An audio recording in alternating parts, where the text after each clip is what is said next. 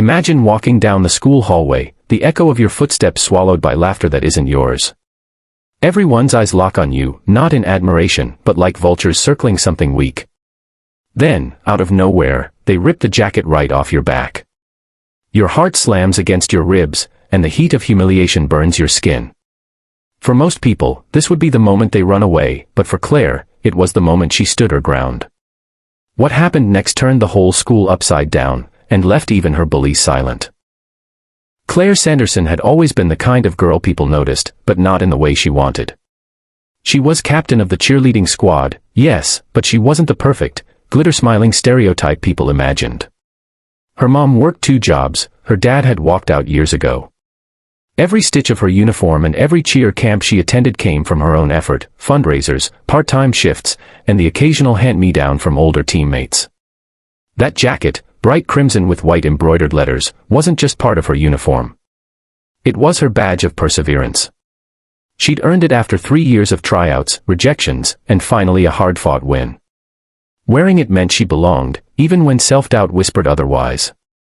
But belonging was a fragile thing at Ridgeway High. The bullying started subtly.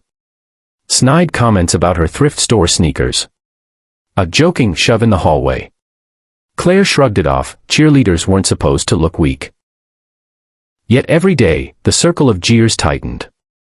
The ringleader was Brittany Lang, a girl with flawless curls, a perfect smile, and a cruel streak she didn't bother hiding. Brittany didn't like competition, and Claire's rise from underdog to cheer captain made her furious. It happened on a Thursday, just after lunch. Claire was walking past the trophy case when Brittany and her friends stepped into her path. "Nice jacket," Brittany said, eyes glinting. Before Claire could respond, 2 girls grabbed her arms while Brittany yanked the jacket right off her shoulders. Laughter exploded from the small crowd forming. Claire froze. Her face burned, and for a heartbeat, she felt 12 years old again, standing in a thrift store, wishing she could afford something brand new. She heard someone mutter, "Guess she's not so tough without it." Brittany dangled the jacket like a trophy. "Guess this goes to someone who deserves it." Claire could have walked away. She could have waited for a teacher. But something inside her snapped, not in rage, but in resolve. She stepped forward, eyes locked on Brittany's. The hallway seemed to narrow, every sound muffled except the thud of Claire's heartbeat. Brittany smirked, still holding the jacket. "Give it back," Claire said, voice steady but low. "Oh. And what are you gonna do?" Brittany teased. Claire didn't answer with words. In one fluid motion, years of cheer tumbling practice turned into something else, a clean, powerful roundhouse kick that caught the edge of Brittany's hand. The jacket flew through the air, landing in a heap behind Claire. The sound echoed like a gunshot in the stunned silence that followed. Brittany stumbled, her perfect hair falling into her face. Her friends gasped, and for the first time, the smirk was gone.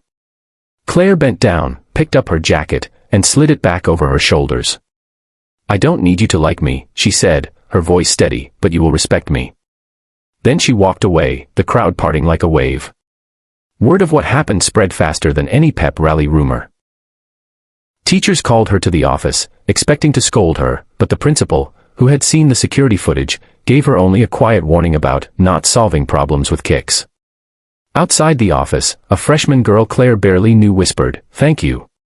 Over the next few weeks, something shifted. People started standing up for each other more. Brittany didn't disappear, but her reign of intimidation weakened. Claire realized that courage wasn't about never feeling afraid, it was about acting anyway.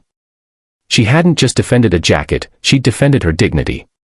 And every time she wore that crimson jacket now, it meant more than ever, not just a symbol of cheerleading, but of a moment when one girl decided she was worth standing up for.